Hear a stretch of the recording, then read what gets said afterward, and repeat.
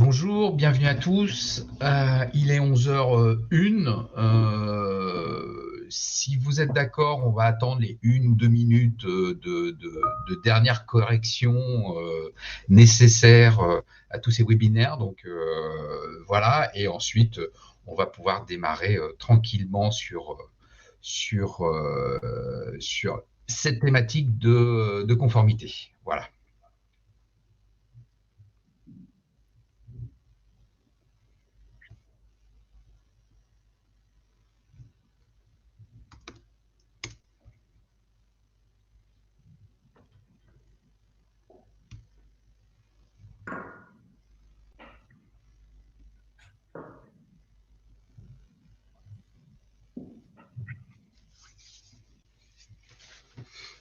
Bonjour, c'est bien, ça se connecte. On est assez nombreux ce matin, on est très contents, donc c'est bien.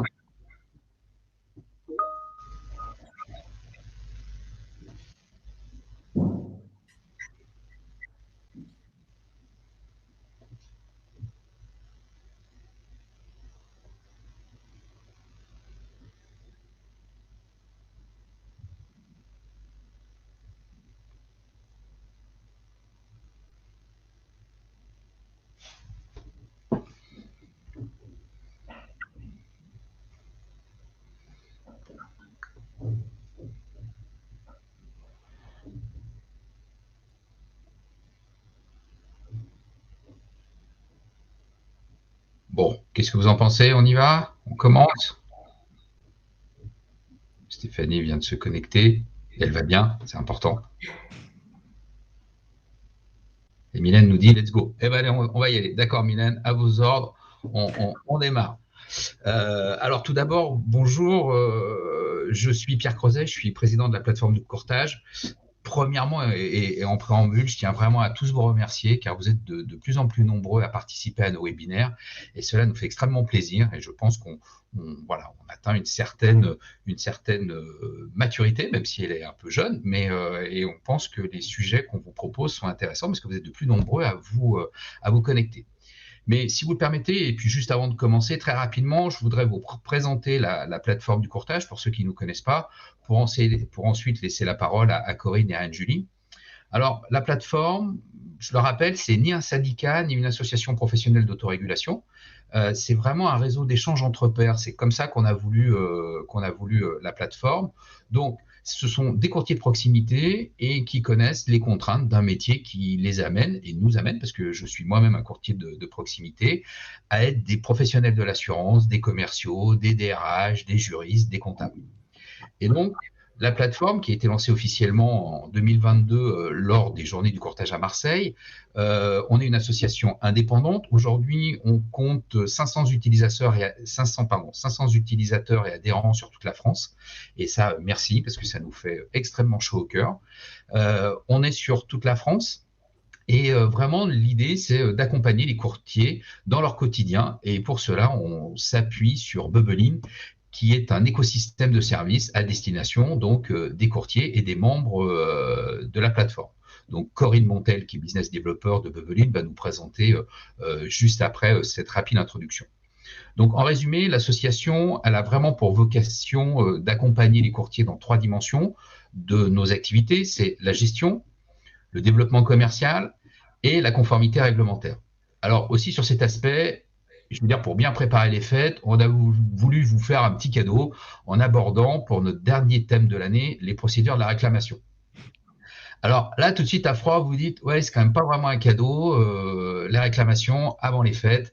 Mais j'ai envie de vous dire qu'au-delà de l'aspect réglementaire, qui est, il faut pas se le cacher, assez contraignant, une réclamation, c'est aussi surtout dans la manière dont elle va être traitée, c'est une véritable opportunité de fidélisation et c'est aussi l'occasion de montrer le professionnalisme de nos cabinets et dont vraiment le but reste la défense des intérêts de nos clients. Donc, vraiment, la réclamation, l'idée, c'est pas de l'aborder de manière contraignante, mais vraiment de se dire, la réglementation fait qu'on peut vraiment la transformer en atout. Alors, avant d'avoir les éclairages pédagogiques de maître Anne-Julie Giraud, avocate spécialisée en droit des affaires et de la concurrence, en éthique des affaires et en profession réglementée, ça tombe bien, c'est nous, hein, et ainsi que sur tous les sujets liés à la conformité du RGPD. Je vais laisser la parole à Corinne Montel de Bubbly. Mais oui, merci Pierre, enchanté. On est tous ravis effectivement de vous retrouver.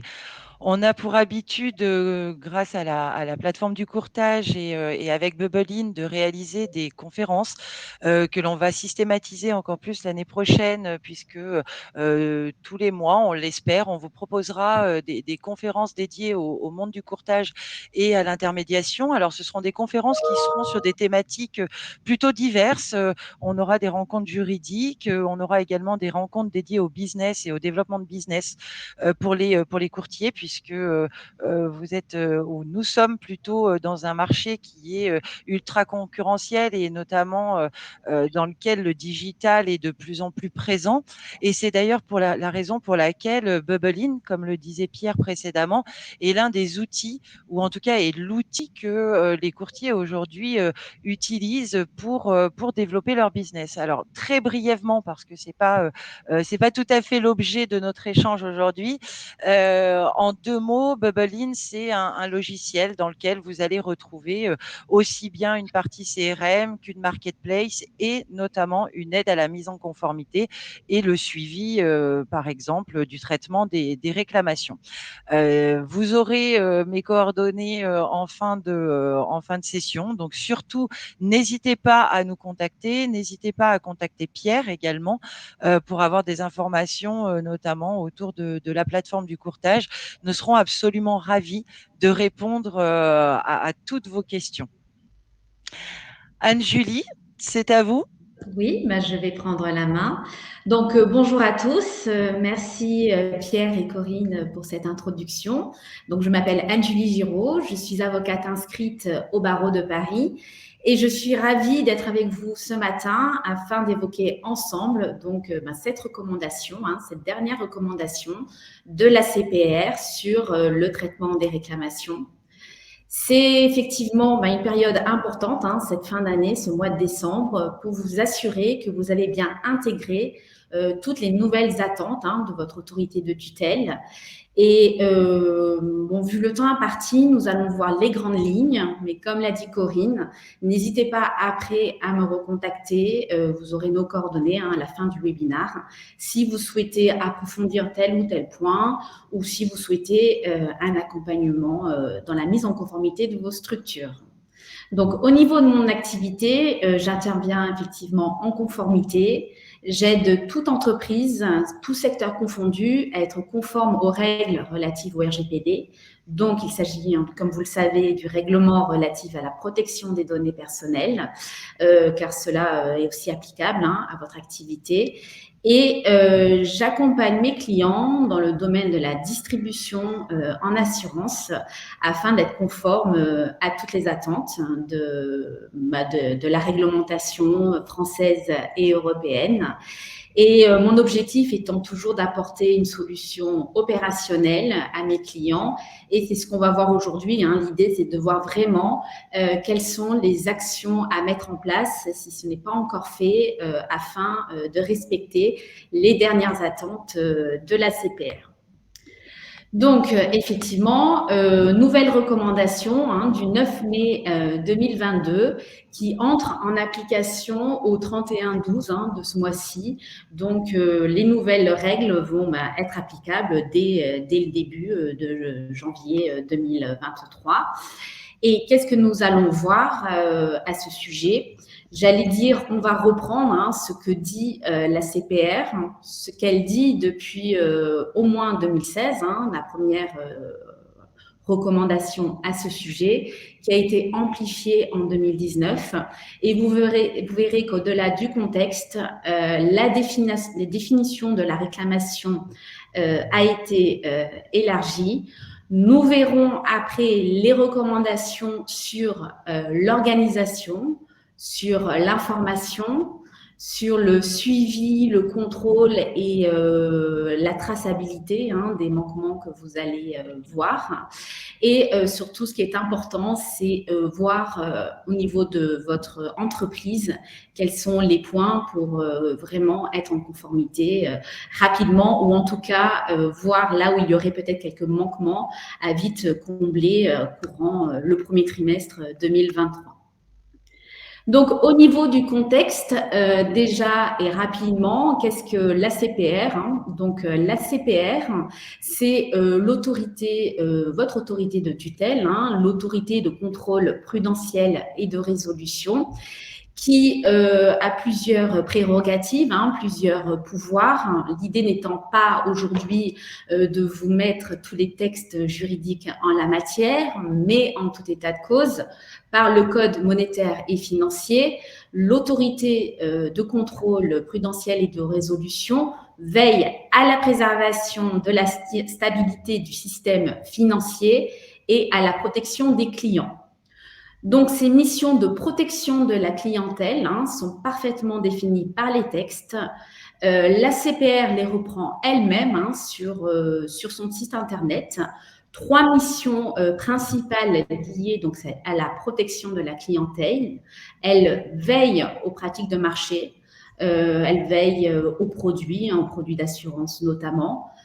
Aux publicités. Donc là, quand même, faites attention quand vous émettez des publicités sur n'importe quel réseau.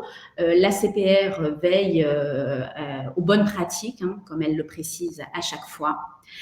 Elle contrôle les pratiques commerciales. Alors, ce qu'on dit sur place ou sur pièce.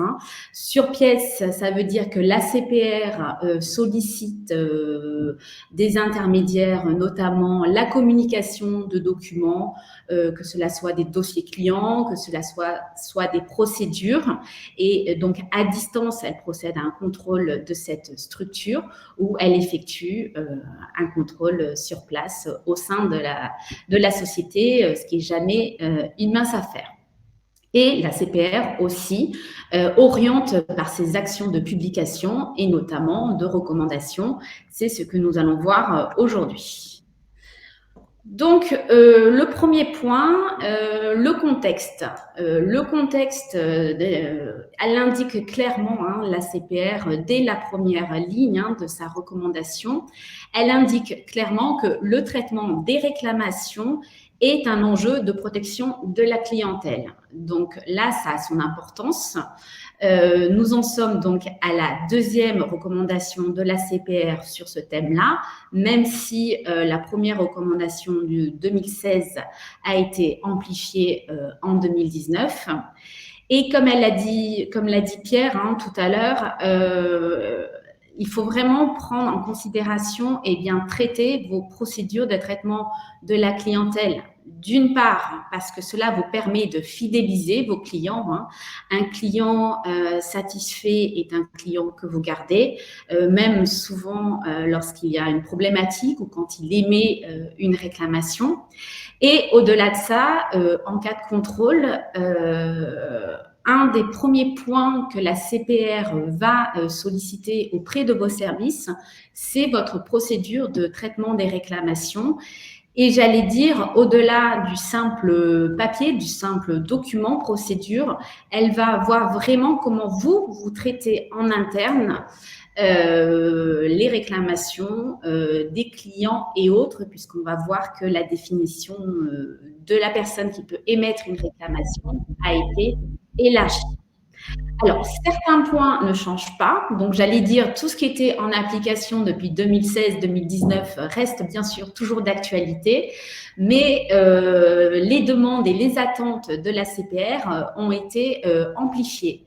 Ce qui ne change pas, c'est que la CPR souhaite toujours que, dans le cadre des bonnes pratiques, l'information doit être claire et transparente sur les modalités d'accès au dispositif de traitement des réclamations.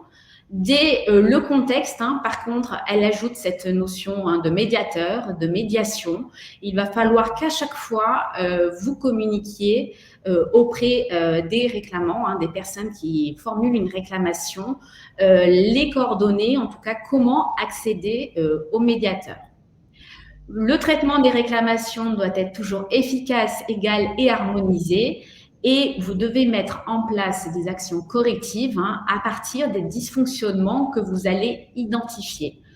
Cela n'a pas changé, mais vous verrez que, en tout cas, sur le traitement des actions correctives, cela a été pas mal amplifié. Dès le contexte aussi, l'ACPR précise que vous devez vous doter d'une organisation simple et efficace. Pourquoi? Là, on sent bien que l'ACPR, suite à des contrôles, s'est rendu compte que certains professionnels mettaient en place en interne des systèmes de traitement de réclamation qui n'étaient pas fluides, qui ne permettaient pas aux réclamants de pouvoir avoir une réponse qualitative, motivée et dans des délais, j'allais dire, raisonnables.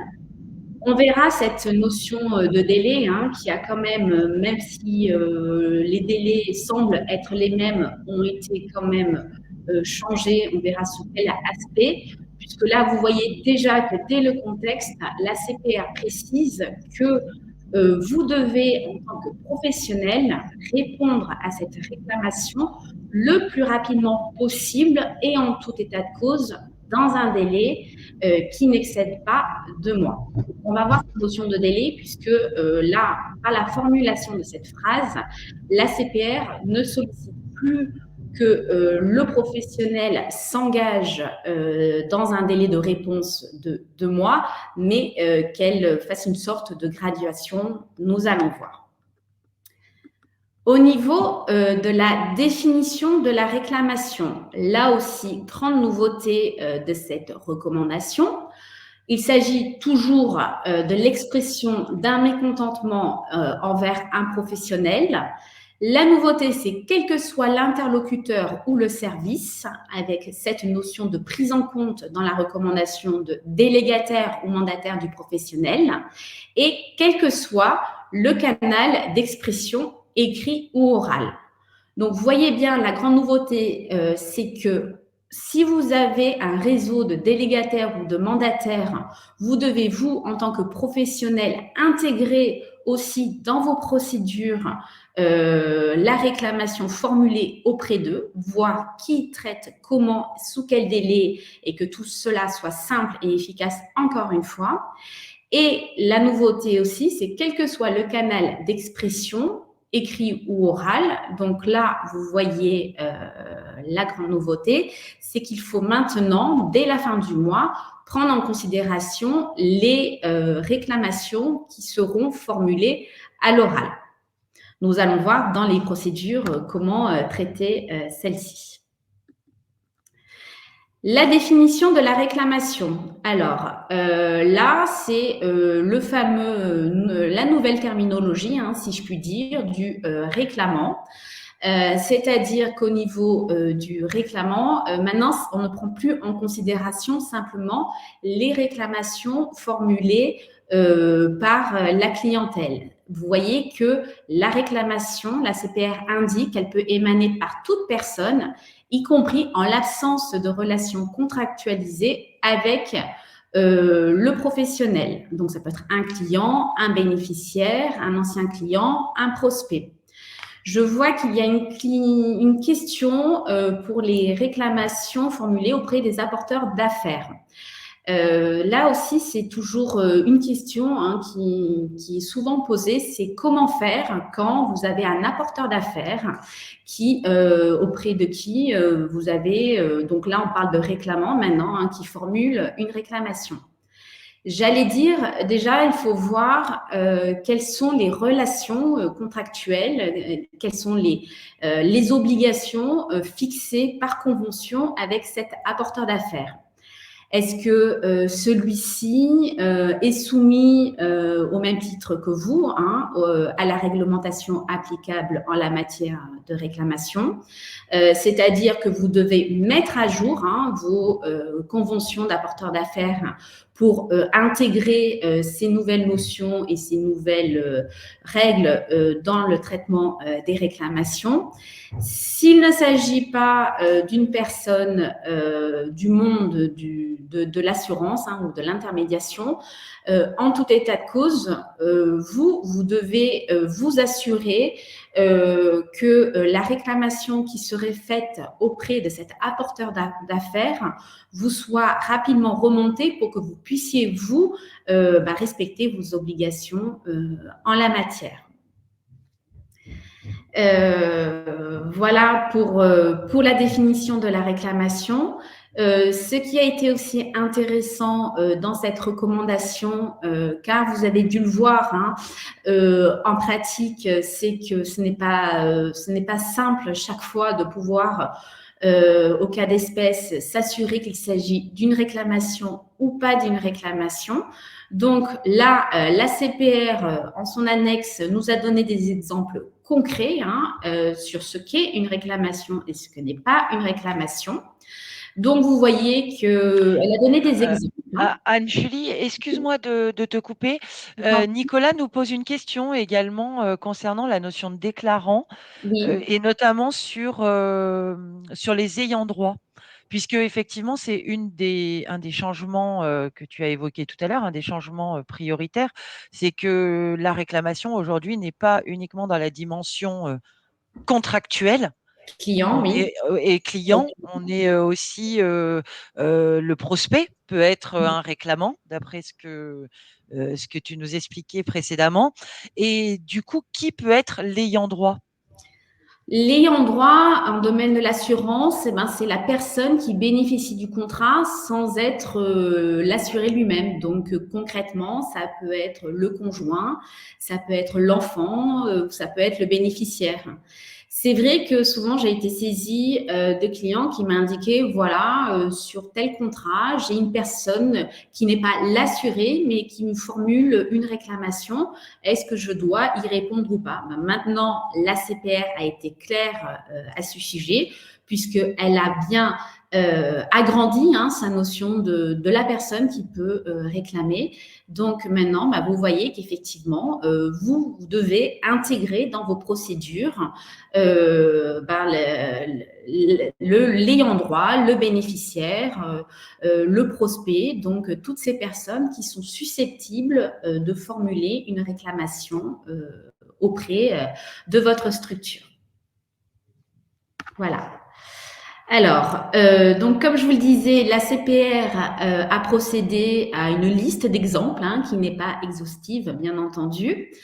Donc, la réclamation, c'est toujours mécontentement. Alors, oui aussi, ça c'est un cas qu'on me pose souvent, c'est est-ce que si j'ai une personne qui formule une réclamation auprès de ma société, mais qui ne demande rien, simplement elle n'est pas contente sur quelque chose, est-ce que je dois l'enregistrer dans mon fichier de réclamation, car je veux quand même limiter une certaine volumétrie sur mes réclamations. Bon, là, la CPR est claire, c'est l'expression de tout mécontentement, c'est-à-dire que même si la personne ne sollicite rien, vous devez intégrer cette réclamation dans votre procédure, dans vos fichiers de réclamation.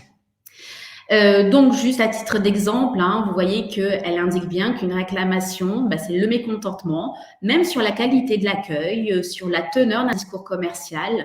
Bien entendu, tout ce qui est démarchage, vente à distance, obligation d'information, de conseil. N'oubliez pas d'être très, très vigilant là-dessus, puisque au-delà de la procédure et de la recommandation sur le traitement des réclamations, vous savez qu'il y a des règles bien spécifiques. La CPR donne aussi une illustration de ce que n'est pas une réclamation. Donc, dès qu'il n'y a pas l'expression d'un mécontentement et qu'elle demande, que vous avez quelqu'un qui demande un geste ou une remise commerciale, et là, voilà, ça ne fait pas partie de votre procédure de réclamation. Nous avançons donc après sur les fameuses recommandations. Alors, le premier point important sur la recommandation, sur l'organisation, c'est identifier la réclamation. Grande nouveauté, on l'a vu, hein, c'est maintenant cette obligation de tracer toutes les recommandations. Alors, j'allais dire les recommandations écrites, ce n'est pas, c'est ce que vous faisiez déjà à l'époque. Mais maintenant, si une personne exprime une réclamation à l'oral, vous avez plusieurs actions à mener. Donc, vous voyez que si par téléphone, vous avez un réclamant qui exprime son mécontentement ou par messagerie instantanée, vous devez inviter cette fameuse personne, hein, ce réclamant, à formuler son mécontentement au moyen d'un support écrit durable si vous voyez que la personne n'a pas eu entière satisfaction lors de l'échange sur la messagerie instantanée ou au téléphone. Donc là, vous voyez déjà l'impact en interne au niveau de votre structure, c'est-à-dire qu'il faut déjà informer et former tous vos collaborateurs qui sont susceptibles d'être au contact de la clientèle ou des prospects pour qu'ils puissent identifier le mécontentement et pouvoir rentrer ce mécontentement dans votre processus de traitement des réclamations. Vous devez également modifier vos scripts d'appel et vous devez également prendre en considération et donc former. Alors quand je parle de formation, on le verra un petit peu plus tard, c'est aussi tracer toutes ces formations. On le verra après, car si la CPR sollicite vos actions en ce domaine, que vous puissiez rapporter tout ce que vous avez fait. Également, Anne-Julie, alors, il y a deux questions, dont une, je suis désolée de te couper, mais qui, à mon avis, mérite qu'on puisse y répondre. Alors, c'est Idrissa, qui nous pose cette question, notamment, et je la trouve particulièrement pertinente, effectivement. Est-ce qu'il n'y a pas, par rapport à cet élargissement des personnes susceptibles de devenir réclamants, un conflit avec la notion de protection des données? Au niveau des protections des données personnelles? Oui. Non, il n'y a pas de conflit. Si vous voulez, quand une personne, alors là, on va rester au niveau du droit des assurances. Une personne donc qui exprime un mécontentement, vous devez l'inviter. L'inviter, c'est pas une obligation. Donc déjà, vous devez lui dire, bon, généralement, si vous avez échangé avec elle, vous devez lui dire, voilà, la réponse que je vous ai apportée à l'oral ne semble pas vous satisfaire. Je vous propose de formuler celle-ci par écrit, par mail, enfin en fonction de vos pratiques en interne, la façon dont vous souhaitez recevoir ces réclamations.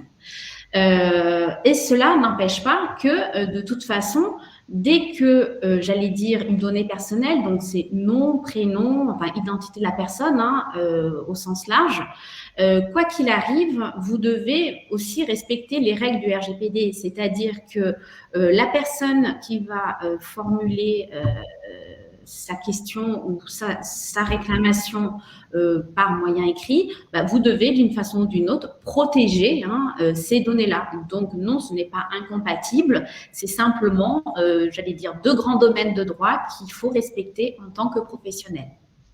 Alors, on parlait des ayants droit. Alors, je suis désolée de revenir sur cette notion, Anne-Julie, mais Oui. il semblerait que ce soit, pour le coup, du coup, intéressant, puisqu'on a d'autres questions. Est-ce qu'aujourd'hui, alors si par exemple on s'élargit au domaine des CGP, on a des CGP qui sont par exemple spécialisés dans l'accompagnement des majeurs sous tutelle, est-ce qu'aujourd'hui un JAF ou un curateur va être considéré comme un réclamant?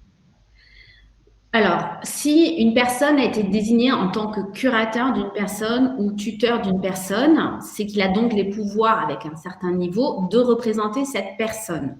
Donc oui, en tant que représentant de cette personne, nous devons, enfin vous devez de répondre à cette personne. Mais bien entendu, la première chose à faire, ça sera de s'assurer que cette personne est bien curateur ou tuteur de cette personne. Mais si légalement cette personne représente la personne qui va formuler une réclamation, oui, vous devez de répondre à cette personne.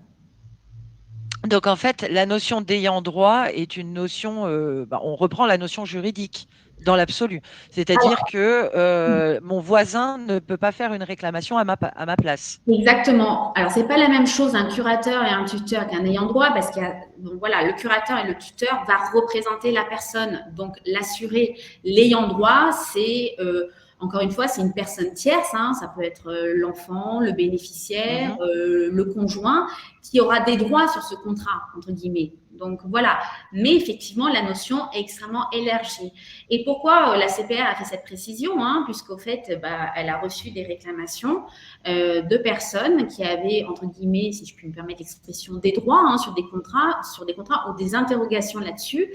Et voilà, certains professionnels disaient non, vous n'êtes pas l'assuré, je ne vais pas vous répondre.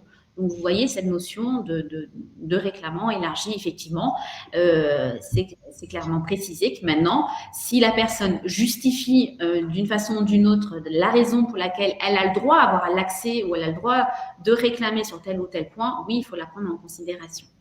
D'accord, donc il faut justifier cette notion de lien juridique entre guillemets. Oui, très c'est bien. toujours mieux quand même. Oui. Voilà. Donc, j'avance hein, sur l'organisation.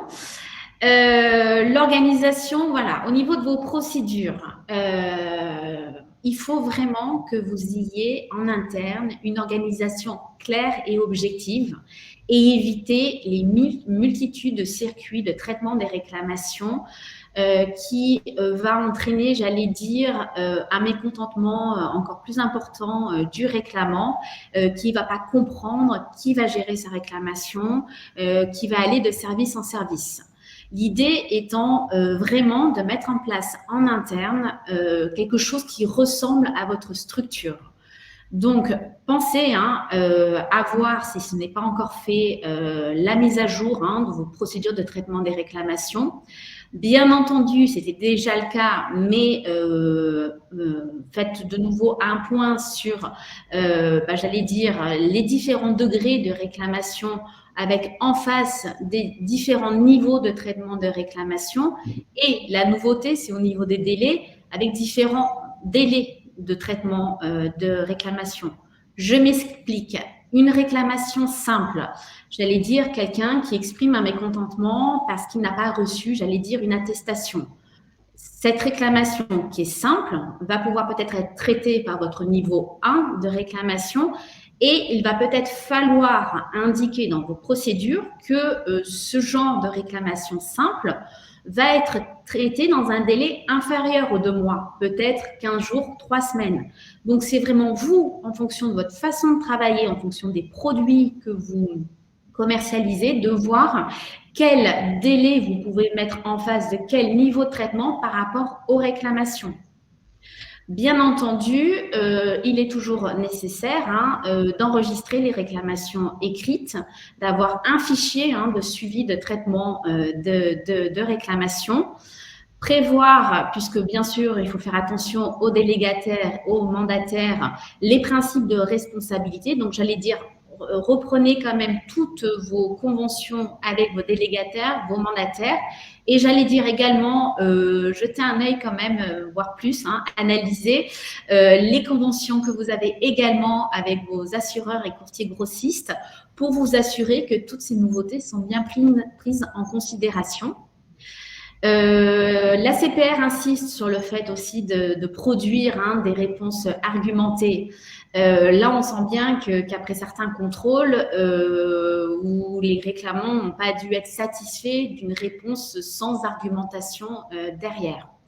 Et bien entendu, il faut transmettre au service compétent par le service, le destinataire de la réclamation doit transmettre rapidement au service compétent celui pour traiter la réclamation. Donc, vous voyez l'importance de la formation et aussi encore cette notion de transmission au médiateur, bien sûr, toute correspondance qui est adressée à son attention. Au niveau des collaborateurs, je vous en ai parlé, hein, mais ça a son importance.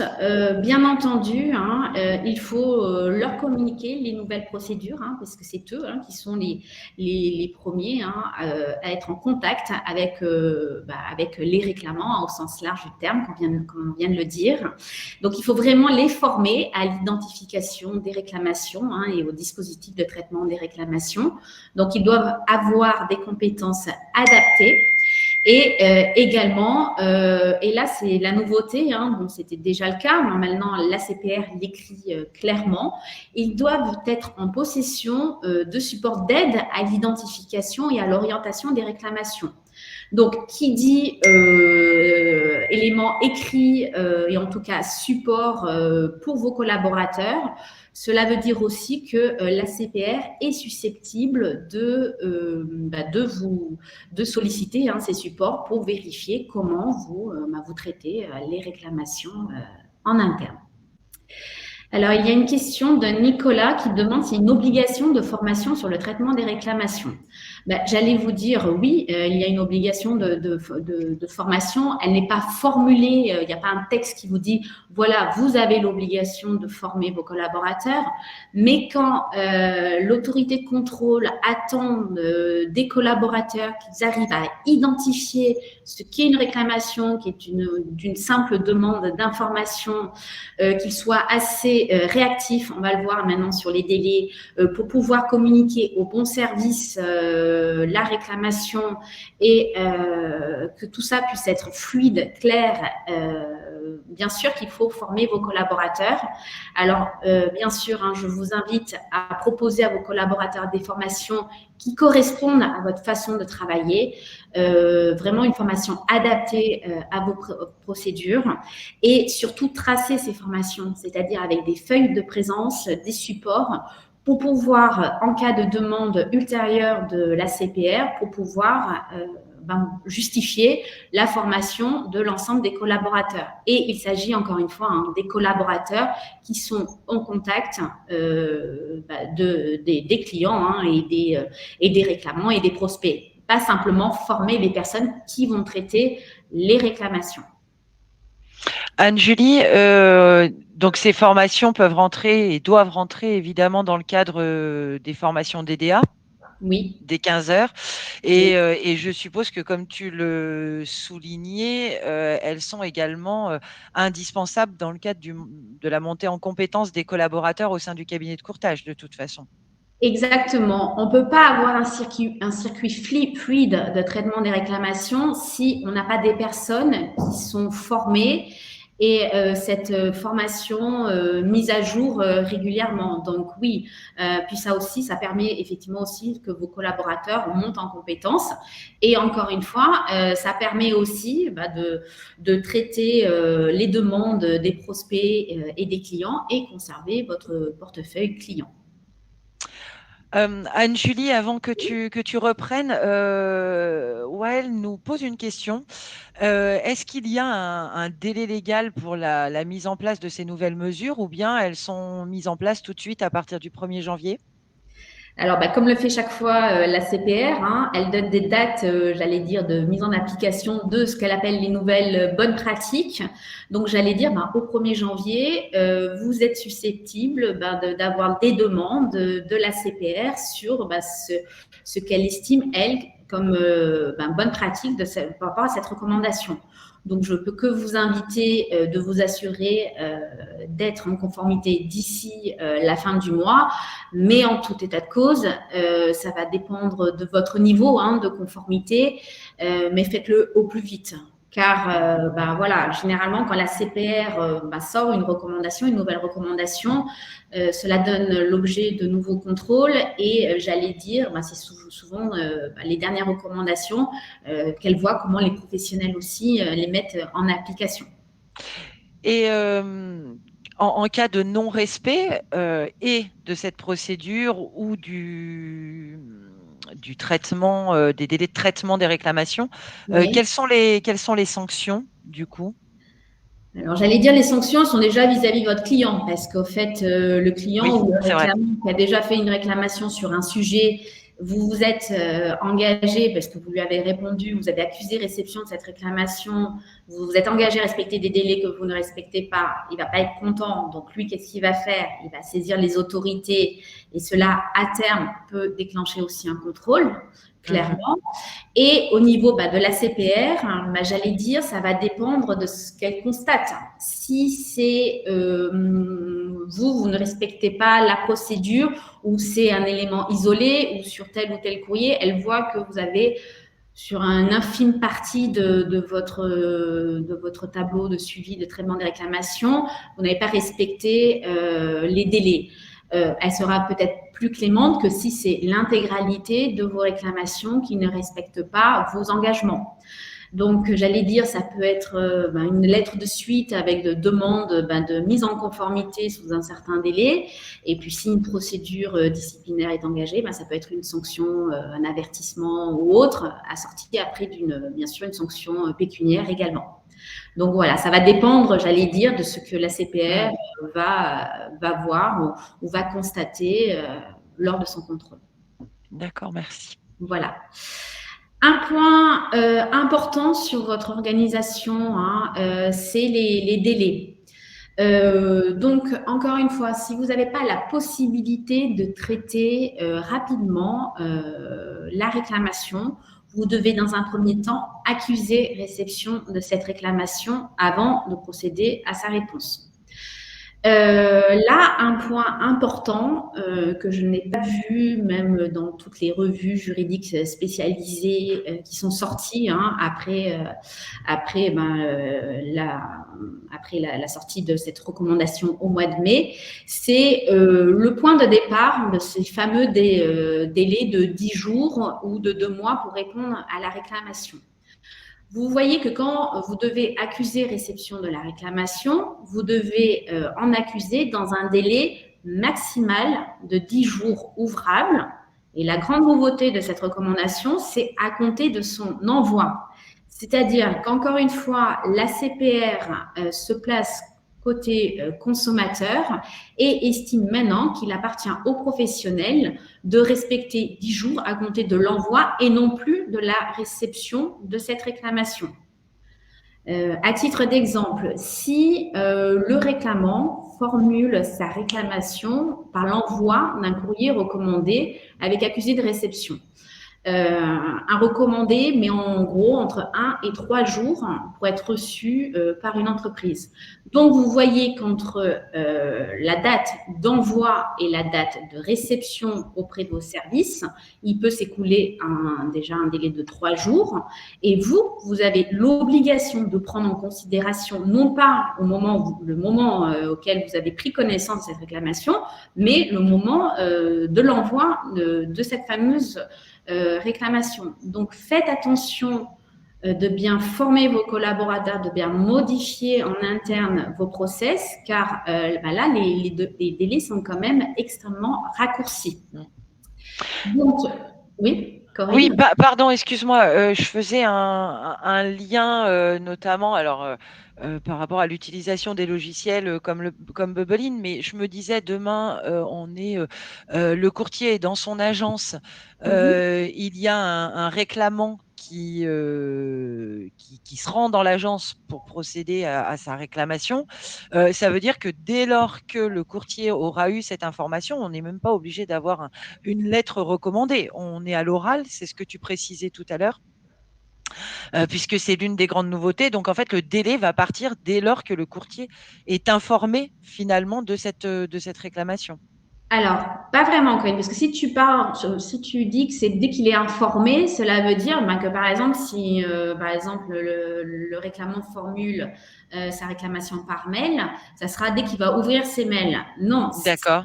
Dès que vraiment le réclamant formule. Alors, dans ton cas, si c'est le réclamant qui rentre dans une agence, encore une fois, si la réclamation est formulée à l'oral, il faudra inviter cette personne-là à la formuler par écrit si lors de l'échange, encore une fois, cette personne n'a pas eu l'entière satisfaction à son mécontentement, d'accord? Mais dès que cette formulation aura lieu, oui, c'est ce point de départ qu'il faut prendre en considération. Mais il faut faire très attention à ces délais, oui. D'accord. Donc, mais dans tous les cas, on suppose, ou en tout cas, on invite le réclamant à matérialiser sa demande par courrier recommandé, si toutefois il n'est pas satisfait des premiers échanges qui ont eu lieu. Alors, c'est pas le courrier recommandé, c'est tout support écrit durable. Voilà. Donc, D'accord. il faut l'inviter, enfin, en tout cas, l'inviter à la formuler par écrit. Mais ça veut dire que vous aussi, en tant que professionnel, vous tracez tous ces écrits. On Oui, l'a c'est dit ça. rapidement tout à l'heure, quand c'est un formulaire, par exemple, si le réclamant peut formuler sa réclamation via un formulaire, vous devez vous assurer que lui soit en possession d'une copie datée, mais vous, en tant que professionnel, vous devez vous assurer que vous avez aussi toute cette traçabilité. Donc, vérifiez aussi auprès de vos services informatiques, auprès de vos développeurs, que en cas de demande de la CPR, vous soyez en capacité de pouvoir sortir toutes les réclamations formulées via ce système-là, via ce canal. Et puis Ok. au-delà, après, les intégrer aussi dans votre tableau et votre fichier de suivi de réclamation. Alors, on a beaucoup de questions, Anne-Julie. Tu vois, c'est ce que tu disais tout à l'heure. Les réclamations sont des vastes sujets. Donc, Marc nous posait la question de savoir si ces règles donc applicables sur le traitement des réclamations étaient également applicables entre professionnels et notamment pour un manquement dans le cadre d'une convention de partenariat ou un retard dans le paiement des commissions. Est-ce qu'on va utiliser la même procédure? Non, c'est pas la même procédure. Là, c'est la règle. Ça fait pas. C'est pas pour les professionnels, mais en tout état de cause, si il y a une réclamation qui est faite au niveau d'un non-respect de la convention, hein, comme tu le formulais, Corinne, dans ces cas-là, il faut voir au niveau de la convention quels sont les process mis en œuvre et quelles sont au fait les responsabilités des uns et des autres. D'accord. Et Réjeanne nous demandait si jamais la lettre recommandée arrive pendant les vacances du courtier. Eh ben, j'allais dire, c'est un petit peu la problématique, hein. Encore une fois, vous êtes professionnel. Mm. La CPR ne fait pas d'exception sur les congés de fin d'année, là, pour la période de Noël ou le mois d'août. Non, encore une fois, bah, c'est la grande différence, encore une fois, que j'ai pas vu passer auprès de tout ce qui est revue spécialisée. Là, il faut vraiment prendre en considération l'envoi, donc vraiment la date d'envoi de cette réclamation. J'allais dire que j'ai encore vérifié hier sur le site de la CPR, elle précise encore que les procédures et les délais sont à prendre en considération à compter de la réception du professionnel. J'allais dire qu'elle va très certainement changer cela sur son site internet. Mais pour répondre, je ne sais plus qui avait formulé cette question, à la personne qui l'avait formulée, mais même pendant vos congés, si vous n'ouvrez pas votre recommandé, mais que la personne a la preuve que vous avez bien été touché, que vous avez réceptionné ce recommandé, même si vous n'êtes pas allé le retirer auprès du service postal, vous êtes engagé de toute façon, même jusqu'à présent, à répondre dans des délais. Donc, je ne peux que vous inviter pendant vos congés à vous assurer que tous vos courriers, tous vos canaux d'échange avec vos prospects, vos clients puissent quand même être vérifiés régulièrement. Et dernier non, mais en tout cas, avant que je te laisse continuer, Oui. Wael nous demandait si la lettre simple pouvait être utilisée pour la réception d'une réclamation. Alors, sur le principe, pourquoi pas? Là où ça risque de poser problème, c'est si un jour vous devez pouvoir justifier auprès de cette personne, auprès de son avocat éventuellement, ou même auprès des autorités, que vous avez répondu par lettre simple. Donc, ce qu'il faut toujours penser quand vous répondez à une réclamation, c'est, encore une fois, cette notion de traçabilité. Comment moi, dans 1 an, dans 6 mois ou même dans 2 ans, je vais pouvoir justifier que j'ai répondu à cette réclamation dans les temps. Voilà, donc je peux que vous inviter à avoir un système de suivi de mail si vous répondez par mail éventuellement ou en recommandé si tel est le cas. Mais de nos jours, il y a quand même pas mal de systèmes qui permettent de s'assurer de la bonne réception du courrier du professionnel. Muriel nous demandait, alors on a un délai de réponse, hein, c'est ça, de 10 jours. Ensuite, tu vas nous expliquer un peu le rôle. Après, on est passé aux questions. Oui, voilà. Oui, c'est vrai. C'est 10 jours de réception et un délai de réponse de 2 mois. Mais toujours parfois à compter de l'envoi. Faites attention aussi à vos courriers types de réception, de bien intégrer toutes vos procédures, de bien intégrer les mentions du médiateur aussi. Préciser que celui-ci peut être saisi dans les 2 mois à compter de l'envoi. Encore une fois, cette notion d'envoi de la première réclamation. Et effectivement, après, vous disposez d'un délai. Alors, j'allais dire de 2 mois. Corinne, c'est ce que je disais, c'est que maintenant, la façon dont l'ACPR a formulé sa phrase à ce sujet, où elle indique, je vous l'ai mis entre guillemets, il faut répondre dans le délai auquel le professionnel s'est engagé, c'est qu'elle entend bien que le professionnel fasse une distinction entre les différentes catégories de réclamations et qu'à une réclamation simple, elle ne va pas s'attendre à ce que vous répondez dans le délai maximum de 2 mois. Voilà, donc il faut vraiment graduer et voir vraiment en fonction de votre structure. Et si jamais Pardon, Corinne, je te coupe. Il est 11h51. Donc, oui, alors ce que je vous propose, c'est qu'on a beaucoup de questions et on va simplement répondre à la dernière et ensuite on va effectivement avancer sur le… Il y a encore des points à voir. Oui, on a beaucoup de points à voir. Juste un dernier point, si jamais la réclamation impacte l'intervention d'un assureur, enfin d'un tiers, qui va supporter ce délai de 2 mois? J'allais dire, c'est vous en tant que professionnel, encore une fois, le délai de 2 mois, c'est dès la formulation de la réclamation. D'accord. Après, je peux que vous inviter déjà, si vous devez avoir une information, je ne sais pas si la réclamation porte sur le produit, de faire un accusé de réception de cette réclamation et vous rapprocher de votre assureur pour que celui-ci vous donne toutes les informations, si encore une fois, c'est à vous de répondre. Et là, il est judicieux donc de voir les conventions que vous avez avec vos courtiers grossistes, avec vos assureurs, pour savoir qui fait quoi et comment, qui s'engage à répondre dans tel et tel délai.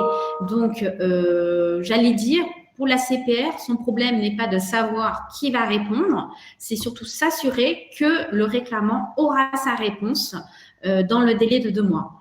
Généralement, quand il s'agit de performance d'un produit, c'est plutôt l'assureur qui donne l'information, donc soit directement au client si c'est lui qui gère la réclamation, soit il donne au courtier qui transmet après au client. Mais bien sûr, encore une fois, il faut que vos arguments, en tout cas vos réponses soient argumentées. Mais de fait, si jamais c'est la responsabilité du tiers, on peut peut-être proposer au client d'envoyer sa réclamation directement à la compagnie dans ce cas. Non, parce que justement, ce qu'il ne faut pas, c'est si elle vous est adressée, de ne pas, j'allais dire, balloter le réclamant. Bien sûr. Je ne réponds pas. Non, vous, en tant que professionnel, vous vous rapprochez de l'assureur, vous prenez les informations et vous répondez en ce sens. Okay. Voilà. Ou vous faites en sorte que ce soit l'assureur qui réponde, mais assurez-vous et un retour de l'assureur qui vous justifie qu'il ait répondu dans les temps. Non, c'est pas simple. Et puis pareil avec vos délégataires et vos mandataires. Mais je crois qu'il faut qu'on avance parce qu'il y a quand même pas mal de choses à faire et on reprendra éventuellement sinon après les questions. J'avance, Corinne ? Oui, bien sûr. Voilà. Alors, les recommandations sur l'information, auprès de qui ? Bon, ça, je vais passer vite. C'est qu'effectivement, donc, bien sûr, notion de réclamant. Donc, ne prenez plus en considération simplement la notion de client. c'est le réclamant. Il faut que le client, qui n'est pas un professionnel qui connaît bien tous les termes juridiques ou des autorités, il faut vraiment l'informer dans un langage clair et compréhensible sur les modalités pratiques, adresse postale, site internet par exemple, lui expliquer quels sont les services en charge du traitement des réclamations. Encore une fois, l'inviter à formaliser par écrit si, encore une fois, vous voyez qu'à l'oral, le client n'est pas satisfait. Et encore une fois, dans toutes les réponses, la mention du médiateur avec, encore une fois, comment ce réclamant peut le saisir et sous quel délai. L'information, alors où doit-elle être? Elle est, j'allais dire, sur tous vos documents. Ça me paraît logique, c'est la même chose, comme avant. L'information, comme dit la CPR, elle doit être aisément accessible. Donc, elle doit aussi l'être sur les lieux d'accueil de la clientèle. Donc, faites quelque chose peut-être de clair, j'allais dire peut-être pas de ludique, mais enfin vraiment quelque chose qui soit compréhensible par tout réclamant. Et sur vos sites internet, alors ça, faites attention quand même aussi que le réclamant puisse avoir toutes les informations sans qu'il soit nécessaire qu'il s'identifie au préalable. Et puis aussi tout ce qui est onglet, réclamation sur vos sites internet, évitez que, par exemple, toutes ces informations soient dans les mentions légales où le réclamant, le client, le prospect soit obligé d'aller chercher, j'allais dire, toutes ces informations. Non, il faut être le plus clair possible pour vos prospects, les éventuels réclamants également. Les recommandations sur le suivi, le contrôle et la prise en compte des dysfonctionnements, là aussi, grande nouveauté de la CPR. Alors, il y a des choses qui existaient déjà, notamment, vous avez l'obligation de mettre des moyens et des procédures en interne pour identifier les dysfonctionnements, les manquements. Prendre les mesures correctives. Là, la CPR précise que maintenant, vous devez le faire dans les délais raisonnables. Alors, derrière la notion de délai raisonnable, on peut tout mettre. Donc, effectivement, ça va être du cas par cas. Vous devez analyser la qualité de votre dispositif du traitement des réclamations, faire un examen de volumétrie, de la nature, des délais. Donc, en gros, quand vous entrez les réclamations dans votre fichier, votre seule action n'est pas simplement de tenir ce fichier-là. Il faut pouvoir l'analyser, il faut pouvoir voir où il y a des problématiques et mettre en place les mesures correctives. Et la grande nouveauté aussi, c'est qu'une fois que vous avez fait cette analyse, que vous avez fait donc pris en considération les mesures correctives, vous devez communiquer aux instances de gouvernance de votre société, mais également de votre groupe, au moins une fois par an, cette analyse sur la qualité de votre dispositif et avec la description des dysfonctionnements et quelles sont les mesures correctives mises en œuvre. Donc, vous imaginez bien que d'ici 1 an, la CPR, si elle déclenche des contrôles, elle demandera aux professionnels quels sont les supports, quelles sont les analyses et quelles sont ces synthèses qui ont été adressées. Voilà. Et sur les recommandations et suivi de contrôle, donc encore une fois, on parlait de la partie courtier, assureur, mais n'hésitez pas aussi à mettre à jour toutes les conventions que vous avez avec vos délégataires et mandataires. On en a parlé au début de notre intervention. Pour les entités tenues de se doter d'un contrôle interne, vous devez également mettre en place et intégrer ces bonnes pratiques dans vos dispositifs mis en œuvre. Et je passe rapidement sur la mise en place opérationnelle, que faire. J'ai repris sur la gauche au niveau des recommandations les thèmes de cette recommandation, donc en ce qu'il s'agisse de l'organisation, de l'information, du suivi, du contrôle et prise en compte des dysfonctionnements. Et vous voyez sur la droite les actions. Alors, elles ne sont pas limitatives.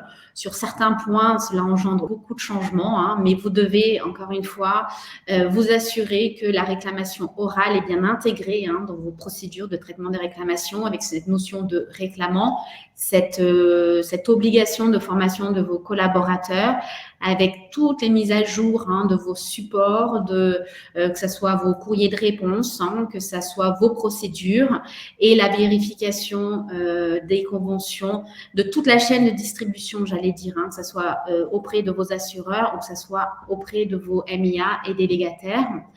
Au niveau de l'information, voilà, pareil, informer d'une façon claire, tout réclamant avec toutes les informations sur les lieux d'accueil, comment saisir le médiateur et autres.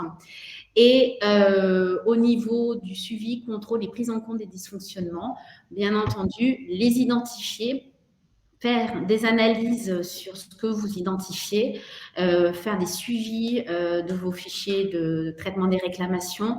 N'hésitez pas de faire des réunions périodiques aussi avec vos responsables commerciaux, gestion, pour mettre en place rapidement les actions correctives et bien entendu communiquer de façon périodique, au moins une fois par an, tout ce que vous aurez relevé, et il s'agit maintenant d'une obligation. Voilà, donc s'il y a encore des questions, s'il nous reste, j'allais dire, 1 ou 2 minutes, allons-y. Alors oui, des questions, il y en a encore plein, du coup. J'essaie d'aller assez rapidement. Alors, on va essayer de les balayer, on va en prendre 1 ou 2. Ce que je te propose, c'est la première, Inès, nous demander quelle était la durée de conservation des réclamations et à partir de quand ce délai courait. Alors, j'allais dire, tout dépend de la réclamation, si c'est un prospect ou si c'est un client. Si c'est un client, j'allais dire au moins toute la durée de la relation contractuelle. Si c'est un prospect, j'allais dire au moins 3 ans, parce que en fait, si vous avez un contrôle ACPR, généralement, ils vont se poser et ils vont vous demander des informations sur les 3 voire 4 dernières années. D'accord. Dernier point, est-ce que les CGP, et c'est Annabelle qui nous pose la question, est-ce que les CGP doivent du coup avoir 2 procédures différentes, l'une pour leur activité de CGP et l'autre peut-être, Annabelle, vous parlez peut-être d'assurance ou peut-être d'activité dans le cadre du crédit?